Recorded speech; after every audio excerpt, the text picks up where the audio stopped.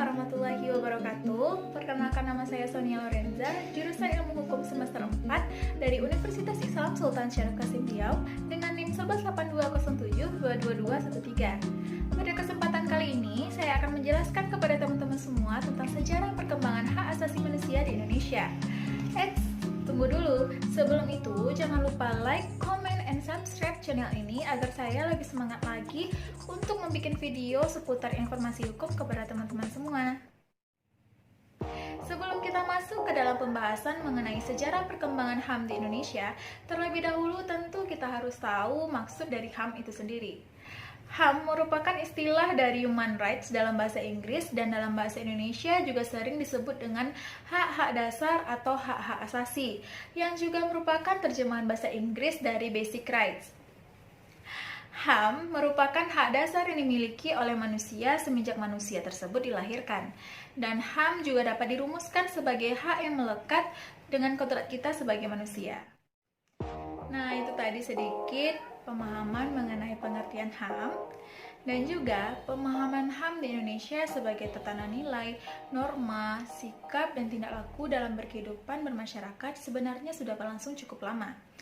Bagian Manan dalam bukunya yang berjudul Perkembangan Pemikiran dan Pengaturan Hak Asasi Manusia di Indonesia pada tahun 2001 telah membagi periode HAM menjadi dua. Yang pertama, periode sebelum kemerdekaan pada tahun 1908 sampai 1945, dan periode kedua setelah kemerdekaan pada tahun 1945 sampai dengan sekarang. Untuk lebih rincinya, kita akan bahas satu persatu ya. Yang pertama, periode sebelum kemerdekaan pada tahun 1908 sampai 1945. Perkembangan pemikiran pada periode sebelum kemerdekaan ini melahirkan beberapa pemikiran seperti pemikiran Budi Utomo, pemikiran Perhimpunan Indonesia, Serikat Islam, Partai Komunis Indonesia, Indische Partij, Partai Nasional Indonesia, dan Organisasi Pendidikan Nasional Indonesia. Yang pertama ada pemikiran Budi Utomo. Dalam konteks pemikiran ini telah memperlihatkan adanya kesadaran untuk berserikat dan mengeluarkan pendapat melalui petisi-petisi yang dilakukan kepada pemerintah kolonial Belanda, serta melalui surat kabar Gore Desa. Bentuk pemikiran dalam hal ini seperti hak untuk mendapatkan kebebasan berserikat dan mengeluarkan pendapat. Yang kedua, pemikiran Perhimpunan Indonesia. Dalam pemikiran ini lebih menitikberatkan kepada hak-hak untuk menentukan nasib sendiri. Selanjutnya, Serikat Islam. Dalam konteks pemikiran Serikat Islam ini lebih menekankan kepada hak-hak untuk memperoleh penghidupan yang layak serta bebas dari penindasan dan diskriminasi rasial. Yang keempat, Partai Komunis Indonesia. Sebagai partai yang berlandaskan paham Marxisme, tentu lebih condong kepada hak-hak yang bersifat sosial dan menyentuh isu-isu yang berkaitan dengan alat-alat produksi. Yang kelima, Indische Partij.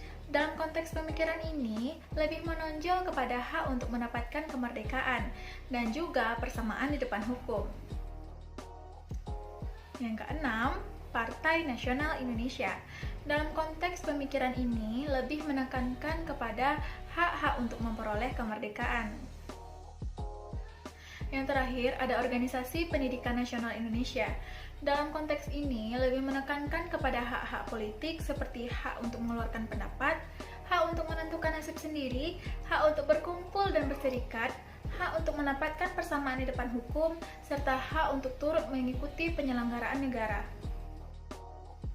Pemikiran HAM sebelum kemerdekaan ini juga ditandai dengan adanya perdebatan di dalam sidang BPUPKI antara Soekarno dan juga Supomo di satu pihak, serta Muhammad Hatta, Muhammad Yamin di pihak lain.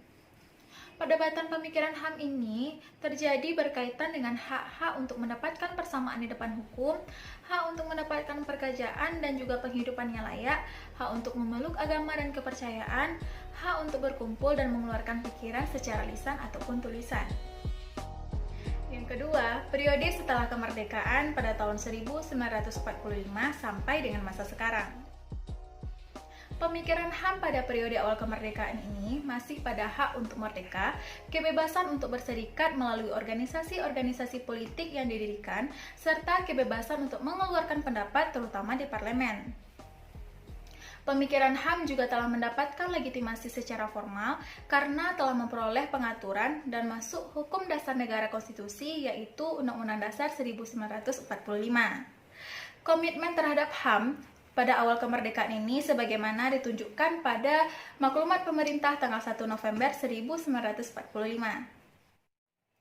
Yang kedua, periode 1950 sampai 1959 atau sering disebut dengan demokrasi parlementer.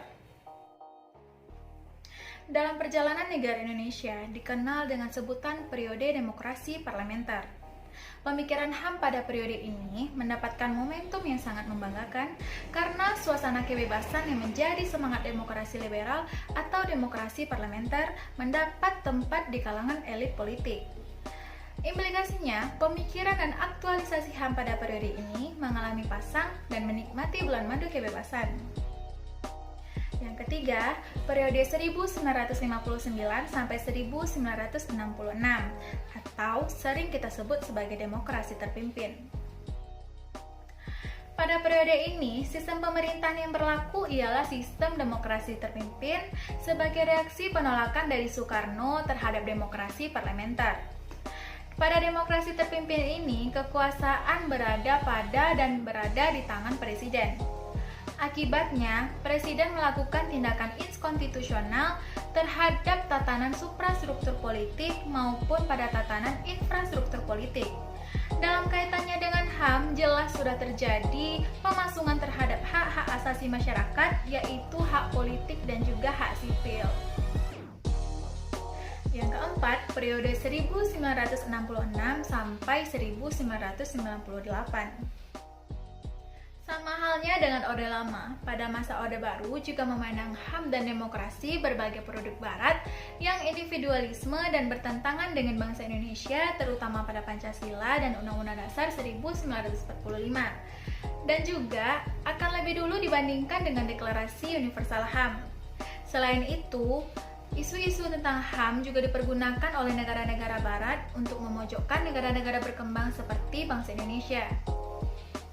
Pelanggaran HAM pada masa Orde Baru juga dapat dilihat dari kebijakan politik Orde Baru yang bersifat sentralistik dan anti gerakan politik yang berbeda dengan pemerintah. Yang terakhir, periode 1998 sampai sekarang ini. Pergantian rezim pemerintahan pada tahun 1998 memberikan dampak yang sangat besar terhadap pemajuan dan perlindungan HAM di Indonesia. Pada saat ini mulai dilakukan pengkajian terhadap kebijakan-kebijakan yang berlawanan dengan pemajuan dan perlindungan HAM itu sendiri. Dan dari segi strategi, dilakukan menjadi dua tahap. Yang pertama tahap status penentuan dan tahap penataan secara konsisten. Dalam tahap penentuan ini telah diatur beberapa perundang-undangan yang menyangkut dengan HAM seperti amandemen konstitusi atau sering disebut dengan Undang-Undang Dasar 1945. Yang kedua ada ketentuan MPR, undang-undang, peraturan pemerintah, serta peraturan perundang-undangan lainnya. Nah, itu dia pembahasan mengenai sejarah perkembangan hak asasi manusia di Indonesia. Jika ada kritik, saran, ataupun pertanyaan, bisa sampaikan di kolom komentar di bawah ya. Semoga bermanfaat untuk kita semua. Salah dan janggal saya mohon maaf. Wabillahi taufiq wal hidayah. Wassalamualaikum.